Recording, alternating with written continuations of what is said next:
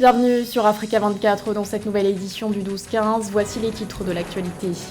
Escalade de violence en Ituri. Au moins 40 personnes ont été tuées en 3 jours dans cette province située à l'est de la République démocratique du Congo, une zone où l'état de siège est toujours en vigueur.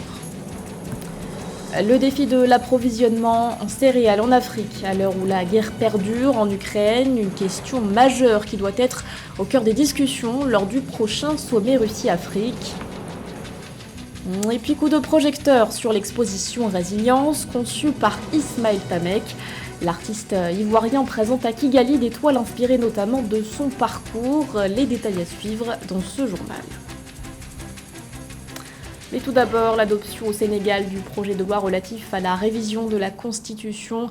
Le texte a été adopté par les députés ce 20 juillet. Il prévoit notamment un assouplissement des conditions de parrainage pour les candidats convoitant le fauteuil présidentiel.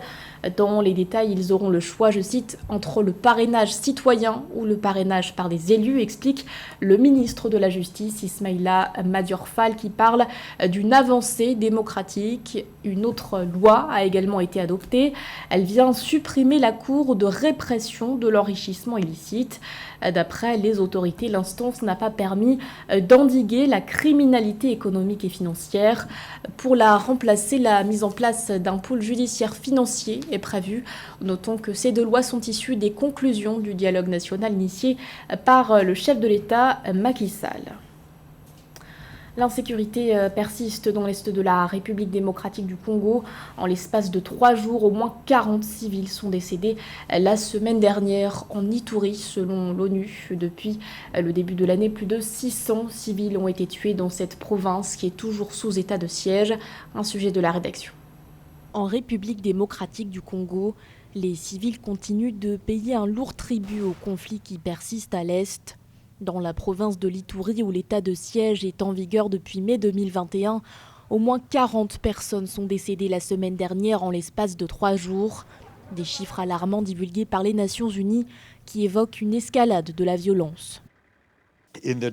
En République démocratique du Congo, le Bureau de la coordination des affaires humanitaires de l'ONU tire une fois de plus la sonnette d'alarme sur la situation dans la province de l'Ituri, à l'est, qui connaît une importante escalade de la violence. La semaine dernière, au moins 40 civils ont été tués en l'espace de 3 jours lors d'attaques menées par des groupes armés près de la ville de Bunia.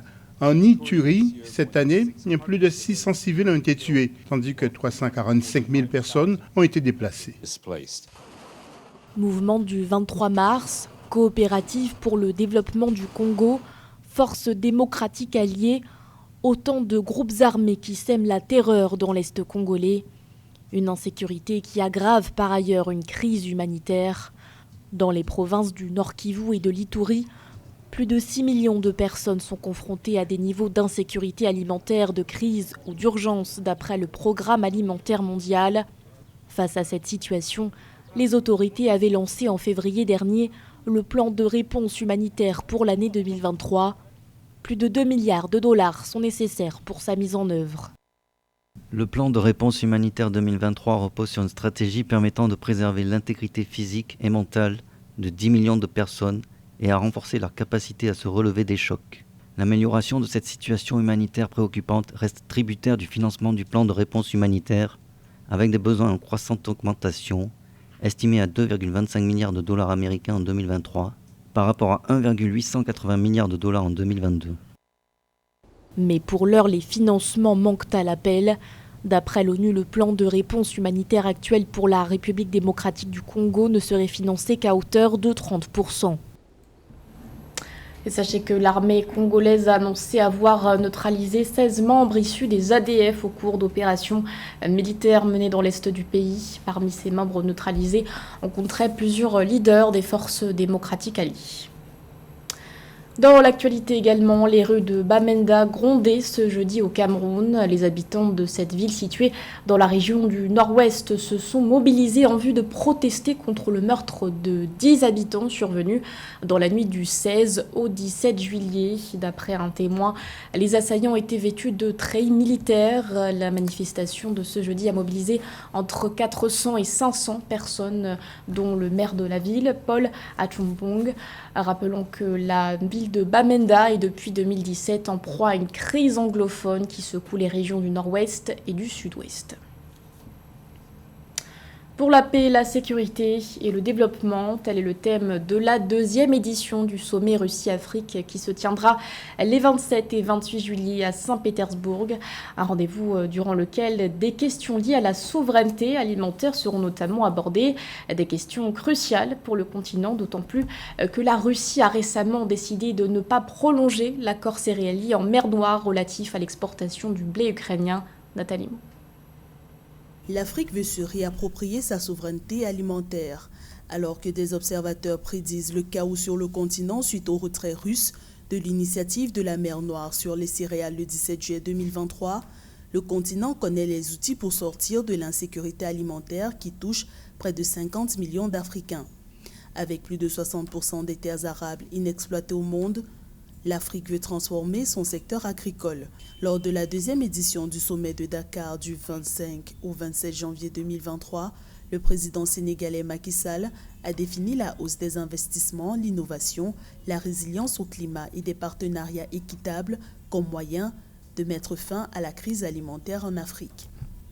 Nous sommes 1,4 milliard d'habitants, établis sur plus de 30 millions de kilomètres carrés, avec plus de 60% des terres arables non exploitées de la planète, d'abondantes ressources hydriques. Tous les grands fleuves en dehors de l'Amazonie sont quasiment africains. L'Afrique doit apprendre à se nourrir par elle-même et à contribuer à donner de la nourriture au monde. Nous en avons le potentiel. Le corridor d'exportation des céréales ukrainiennes sur la mer Noire a permis la distribution de 33 millions de tonnes de céréales du 1er août 2022 au 17 juillet 2023, dont seuls 3% ont été acheminés vers les principaux pays affectés par la crise russo-ukrainienne en Afrique notamment. Une réalité dénoncée par la Russie qui réclame le déblocage de ses actifs liés au secteur agricole pour se positionner comme partenaire majeur du développement agricole de l'Afrique, où l'ambition est de réhabiliter 100 millions d'hectares de terres dégradées d'ici 2030. On le voit, dans un monde de plus en plus interdépendant, il est difficile, pour ne pas dire impossible, de déconnecter les continents ou les pays les uns des autres.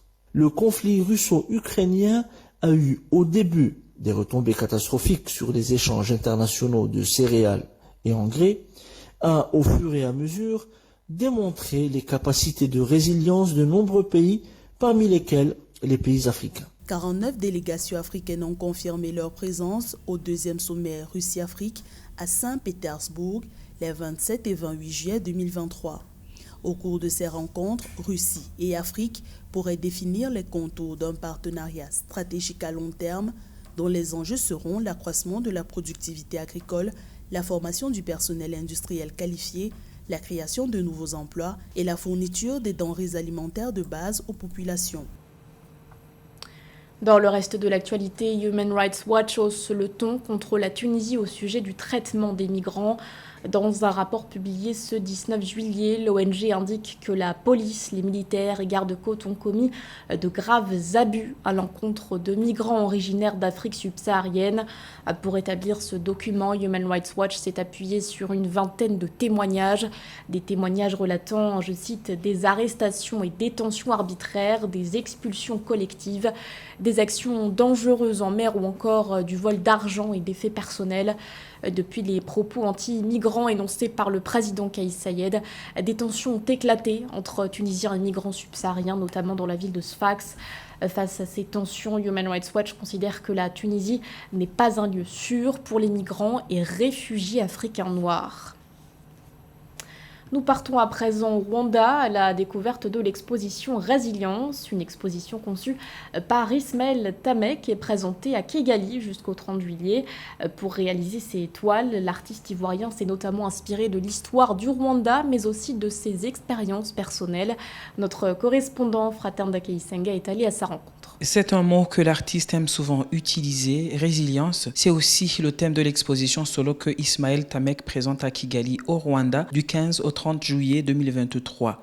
À travers ses toiles, l'artiste plasticien ivoiro-togolais exprime à sa façon les différentes étapes de la résilience, en commençant par la souffrance, la confusion, la découverte de l'animal intérieur qui symbolise la force et enfin le partage. La résilience déjà c'est la capacité d'un homme, d'un individu, d'un peuple, d'une communauté à pouvoir sortir la tête de l'eau après une situation vraiment compliquée. Une situation difficile, ça peut être les guerres, ça peut être les catastrophes naturelles, ça peut être les situations personnelles où les gens ont du mal, auront peut-être du mal à s'en sortir, où cette personne a su sortir la tête de l'eau. Du coup, je pense que la résilience, ça veut dire quoi? Cette force-là qui permet à un individu de pouvoir trouver l'énergie de sortir et d'être victorieux à la fin. Pour son premier voyage professionnel au pays des mille collines, Ismaël Tamek a choisi la résilience comme thème à cause de l'histoire du pays et de la force des Rwandais à pouvoir se reconstruire et inspirer tout le continent. Il s'inspire également de son histoire personnelle et ainsi chacune de ses créations artistiques devient une fenêtre ouverte sur les profondeurs de l'âme pour prendre contact avec sa vie intérieure, l'exprimer et se transformer. Donc je pense qu'après la résilience, après cette victoire-là qu'on a eu à gagner ou à arracher, il faut se partager le bonheur, l'amour, la joie, la paix que j'ai représenté par des fleurs autour des individus afro, avec une génération en bas derrière, prometteur. Donc à travers cette toile déjà, je veux sortir ce côté de partage, d'amour, de joie, de sérénité, après avoir passé des mois très difficiles. En 2012, Ismaël Tamek se découvre un réel intérêt pour l'art qui pour lui transpire dans chaque moment et situation de la vie. Il embrasse résolument l'art comme une thérapie qui lui permettra de rebondir après son grave accident qui l'avait plongé dans un coma. Valeur montante des arts plastiques, Ismaël Tamek a réalisé de nombreuses expositions en Afrique. La qualité de son travail est également saluée et ses toiles commencent à rejoindre les collections les plus prestigieuses à travers le monde, comme Istanbul en Turquie, Londres en Angleterre, la France, la Belgique et les États-Unis. On ouvre à présent notre page sport avec en premier lieu un point sur le mondial féminin de football. Et pour en parler, nous recevons sur ce plateau notre journaliste sportif, José Douglas. Bienvenue. Bonjour Kamèche. Le coup d'envoi de cette compétition a été donné ce 20 juillet et 4 sélections africaines sont en lice, José. Oui, et attention au gros décalage horaire avec les pays qui organisent la compétition. L'Australie et la Nouvelle-Zélande, la cérémonie d'ouverture de ce mondial de football féminin a débuté tôt à Auckland dans la matinée de jeudi 20 juin.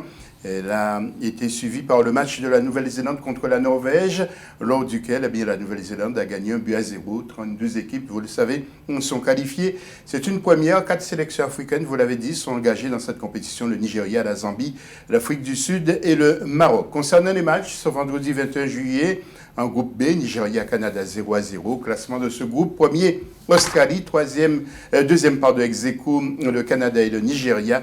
Et la dernière équipe, c'est la 4e, Irlande avec 0 points. Un tableau maintenant, regardons ce samedi 22 juillet en groupe C. La Zambie rencontrera le Japon ce dimanche 23. En groupe G, Suède, Afrique du Sud. Et puis pour terminer, en groupe H, lundi 24 juillet, Allemagne contre le Maroc. Et il est aussi question de primes, une question qui revient régulièrement à chaque grande compétition, José. Et c'est vrai, le Nigeria a failli boycotter le premier match de cette compétition pour des questions liées aux primes des joueuses. Le 8 juin dernier, la FIFA annonçait une vraie révolution. Chaque joueuse participant à la Coupe du Monde est assurée de toucher au moins $30 000, voire plus si son équipe allait plus loin que les poules. Une somme versée directement aux joueuses et non remise au bon vouloir des fédérations pour la première fois de l'histoire de la compétition. À la suite d'une demande très appuyée de la FIFPro et de 150 joueuses ayant adressé une lettre ouverte à la FIFA pour demander des conditions égales, une somme qui transforme des vies. Et le responsable de la communication de la Zambie est bien placé pour en parler. Écoutez. Lors de la Coupe d'Afrique, avec la moitié de cette somme, les joueuses ont pu construire ou acheter des maisons, envoyer leurs frères et sœurs à l'école, car la plupart d'entre eux ne vont même pas à l'école. Avec cette petite somme, ils ont pu transformer leur vie. Vous pouvez donc imaginer ce qu'elles pourraient faire avec 30 000 $, d'autant plus que c'est compté sans les primes de victoire. J-7, José, avant le coup d'envoi des Jeux de la francophonie. Du vendredi 28 juillet au dimanche 6 août, tous les projecteurs seront braqués sur la ville de Kinshasa, en République démocratique du Congo, pour ces 9e Jeux de la francophonie. Mobilisation totale des autorités congolaises pour que ces Jeux soient une véritable réussite avec des concours culturels et des compétitions sportives au programme. Des lieux très symboliques ont été choisis d'ailleurs, comme le Stade des Martyrs, le Palais du Peuple, le Stade Tata Raphaël ou encore l'Université de Kinshasa. Écoutons 3 personnages de ce rendez-vous. Se confronter, apprendre un petit peu ce qu'est le dépassement de soi, je le disais. Il y a beaucoup de performances, d'excellence. On en parlait tout à l'heure avec Sarah, qui a participé il y a presque 20 ans aux Jeux de la francophonie au Niger en 2005 et qui aujourd'hui est une des top joueuses de ping-pong au niveau international. Excellent souvenir. Et vous voyez, vous me posez la question, je ne me souviens même plus de mes résultats. Je sais que j'ai fait 3 médailles au Niger. En 2009, je sais exactement pas ce que j'ai fait. En revanche, les émotions et le partage, c'était vraiment incroyable. Les rencontres, il y a des personnes avec qui je suis restée en lien. Et puis vous savez, j'ai eu la chance de faire 2 Jeux olympiques. J'espère faire les 3e là à Paris. Des Jeux déjà qui vont mettre les jalons pour des Jeux écologiques. Basé sur le développement durable parce qu'on fait beaucoup d'efforts sur la formation, sur l'accompagnement. On met beaucoup d'efforts aussi sur vraiment de tout ce qui est le respect de l'environnement, le triage, le recyclage des jeux verts. Donc c'est vraiment, on va mettre les jalons, comme j'ai dit tout à l'heure, pour les prochaines éditions. Et là, avec vraiment la collaboration du directeur national, j'espère qu'on va mettre quand même des jeux plus ou moins, on va dire, je ne vais pas dire écologiques parce que c'est trop espéré, mais comme je viens de le dire, les bases de jeux écologiques pour les prochaines éditions. Et un autre grand rendez-vous sportif est prévu dans moins d'1 an. Il s'agit bien sûr des Jeux Olympiques de Paris. Et oui, et puis là aussi, nous attendons plusieurs délégations du continent pour prendre part à ces Jeux Olympiques de Paris. On se prépare dans nos pays respectifs pour représenter dignement le sport dans toute sa diversité. Invité dans la conférence de presse, écoutons Tony Estanguet, président du comité olympique des JO de Paris. Déjà, moi, je voudrais partager avec vous l'enthousiasme que je ressens à J-1 an de ces Jeux. Moi, je ressens effectivement cet engouement et cette envie de jeu. On voit bien là les premières compétitions tests, les premiers exercices de préparation de ces Jeux de Paris 2024. On ressent une énergie extrêmement positive. C'est assez incroyable de voir qu'après ce lancement de la billetterie et déjà près de 7 millions de billets vendus, le programme des volontaires avec plus de 300 000 candidatures reçues en quelques semaines, on sent quand même qu'il y a une envie très très forte et que les gens commencent à vraiment se projeter et nous demandent en permanence comment est-ce que je fais pour courir le marathon des Jeux, comment est-ce que je fais pour pouvoir devenir volontaire, comment est-ce que je fais pour porter la flamme. C'est magique de voir que, voilà, à 1 an des Jeux de Paris 2024, ce projet il continue de fasciner.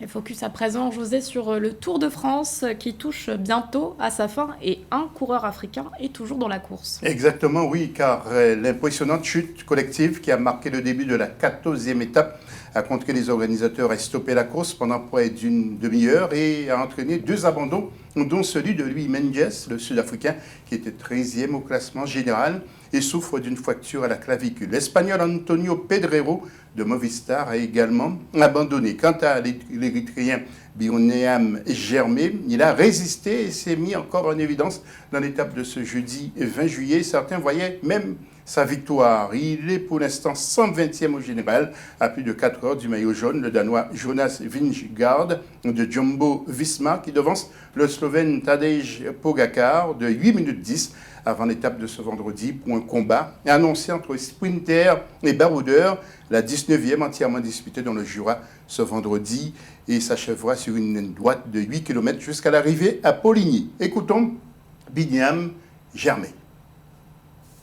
Quand Daniel Tekle Aymanot et Meraoui Kudus ont atteint ces sommets pour la première fois, cela m'a fait penser que je pouvais aussi faire quelque chose. Cela a changé ma perspective et a eu un grand impact sur ma mentalité. Quand j'étais jeune, je n'ai jamais rêvé de participer à des courses comme le Tour de France parce que je pensais que c'était réservé aux Blancs ou aux Européens. Je ne pensais pas avoir une chance là-bas. Coup de projecteur à présent sur le joueur gabonais Pierre-Emerick Aubameyang qui s'apprête à rejoindre l'Olympique de Marseille. Exactement, après Saint-Etienne, le Borussia, Arsenal, FC Barcelone et Chelsea, Pierre-Emerick Aubameyang débarque à Marseille. Côté langue, il s'y connaît car il parle maintenant l'allemand, l'anglais, l'espagnol et à 34 ans, l'attaquant gabonais va tenter de redorer le blason de Marseille. Libéré par Chelsea, où il y restait 1 an de contrat, il devrait signer un bail de 3 ans jusqu'en juin 2026. C'est Biram qui sera heureux. Et André Onana quitte l'Inter de Milan pour Manchester United, qui a déboursé 50 millions hors bonus pour s'offrir le gardien camerounais, qui devient le 3e portier le plus cher de l'histoire. Joseph-Antoine Bell en a fait des émules. Merci beaucoup José pour toutes ces précisions. C'était le journal de la rédaction. Merci de l'avoir suivi. L'actualité continue sur Africa 24.